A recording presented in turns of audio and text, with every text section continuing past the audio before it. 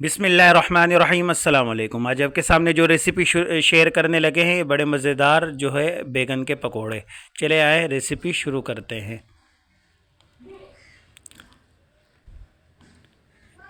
ये हमने ले लिए लंबे वाले बैगन। अब इसको हम मोटे स्लाइस में काटेंगे। इस तरीके से हम काटेंगे।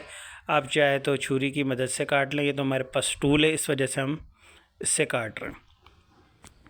इसको बड़े बड़े स्लाइसों में काटना है आपने, बारीक स्लाइस नहीं काटेंगे हम। इस तरीके से ये हमारे स्लाइस कट गए हैं और अब हम इस पर मसाला लगाएंगे। हमने इसमें हाफ़ टेबल स्पून नमक ले लिया, हाफ़ टेबल स्पून हमने पिसी हुई लाल मिर्च ले ली और हाफ़ टेबल स्पून हमने इसमें हल्दी ले ली है। इस तीनों को मिक्स करेंगे हम अच्छी तरह। ये भी इसके ऊपर हम लगाएंगे।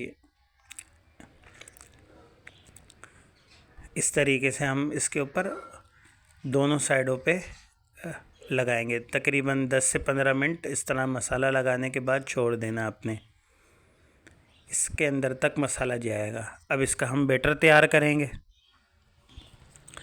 ये हमने ले लिया है बेसन और इसके हमने चुटकी भर डाला है। इसमें हमने मीठा सोडा, ज़्यादा नहीं डालना है। सोडा डालने से ये होगा कि हमारे